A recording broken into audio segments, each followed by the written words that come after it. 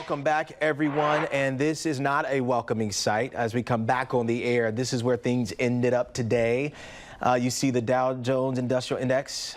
It is down over 1,600 points. Again, things closed up at 4 o'clock. We had that special report with Lester Holt bringing you exactly what this means, what this looks like, at least in the near term. Again, the stock market, $2 trillion, marking the worst day since 2020. That's how much the stock market lost. So let's take a step back first and look at what happened yesterday and what this all means for you. Associate Professor of Economics from IU South Bend, Dr. Clyde Bregue joins me now in studio. Dr. Bregue, thank you so much for being here. I want to first start about the idea of tariffs. For those who don't understand, this is new to a lot of people. We are in somewhat uncharted territory. Am I wrong about that? Right. So tariffs, we use tariffs constantly, right? But this level of tariffs, we have not seen this in almost 100 years, since the early 1930s, which was the beginning of the Great Depression, and which also a lot of economists argue that made the depression worse. Wow. Okay. So with that, we've seen a lot of changes over the past several weeks regarding tariffs, of course. In your opinion, are these tariffs a done deal right now, or is there more changes to come? It seems like there's a lot of confusion with that. Right. Well, it's not clear, obviously, but it definitely doesn't seem like a done deal. Obviously, if you see, it depends on what we are trying to achieve with this. So the White House is telling us now that they are trying to bring businesses back here. Trying to reindustrialize, to lower the trade deficits that we have, that we buy more from others than they buy from us. And if that's the goal, then unless something changes in those aspects, then this will remain. But then, of course, these countries that we have placed these tariffs on depends on their perspective and maybe any negotiations that may happen. So there is a chance, and hopefully there is a chance that actually this can turn out very good. Wow. In the sense that, to be clear, what that means is if we end up having lower tariffs than before we started with this, which there is a chance. I don't know how high that chance is. Depends on what exactly the White House, the president, is trying to achieve with this. Mm-hmm. And you talk about, you see that there is basically a list of all the reciprocal tariffs as well. What does that mean for those who are not following the story? Reciprocal tariffs, what does that mean? Well, in principle, what we are trying to do is we are trying to say we are going to put a tariff on you based on what you are putting tariffs on us. But it's not that simple. It's actually more complex. If you look at how it was really calculated, it's more complex. It's about, we have a trade deficit with you. That means you are doing some things that we do not like, and we're going to put a tariff based on that. That's the basic idea. So it's not simply that, let's say, China is putting a tariff on us, let's say, of 3% or 4%, and we're going to put 3 or 4% or 20%.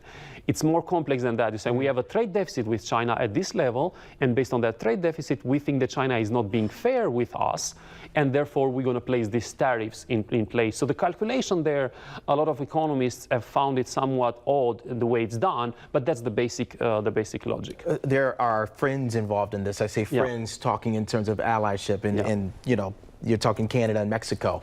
How is this going to change things? Why is this so important that Canada and Mexico is a part of this as well? Well, so of course, I mean, with Canada and Mexico, we trade so much, and we have so many similarities, especially with Canada.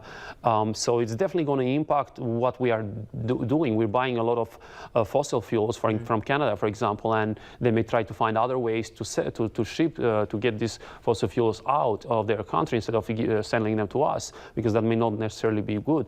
The complexity here, it's huge, because consider this. There are some things, some parts, for example, let's say maybe car parts, that we ship them to Canada from here, so there's going to be a tariff on the Canada side because they're going to respond. They've already responded with some tariffs. Correct.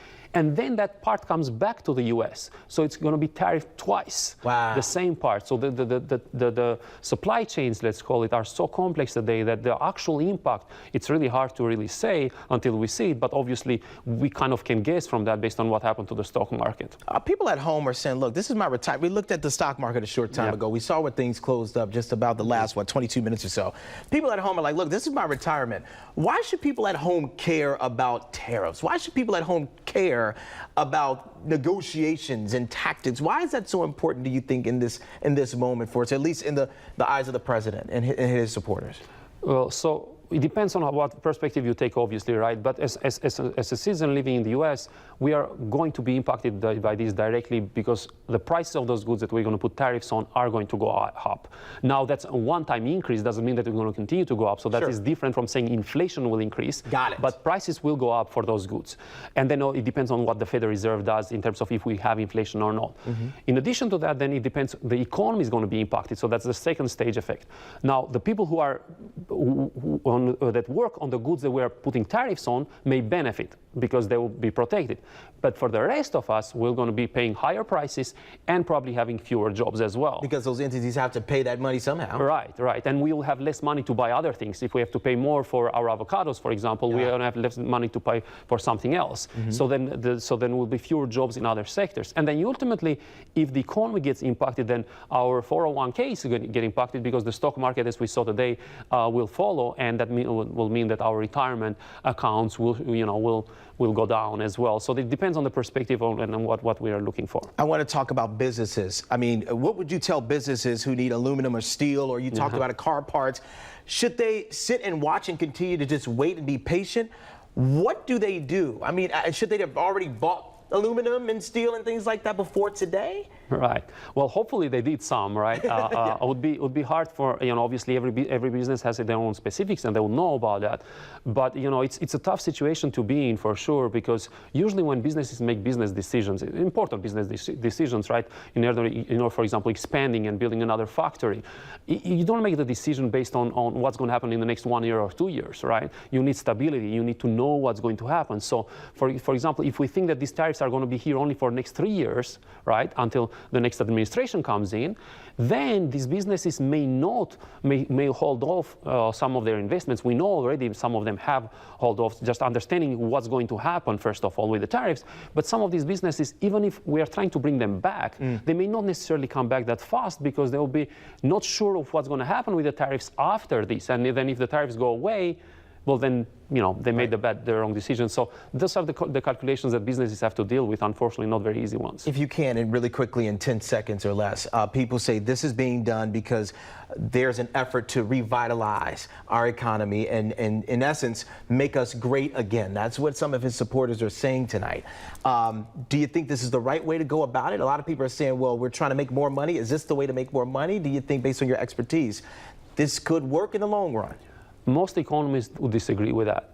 And personally, I would argue that the best way to do this is to go after the things that maybe have made it harder to build in the U.S., maybe having lower taxes, maybe having lower regulations, and maybe those things first. And then maybe we take a look at the tariffs. The tariffs, if they remain high, I doubt that they're going to be positive for our economy overall. Now, obviously, some people will benefit, but overall, unfortunately, we're going to see negative effects if they remain at this level.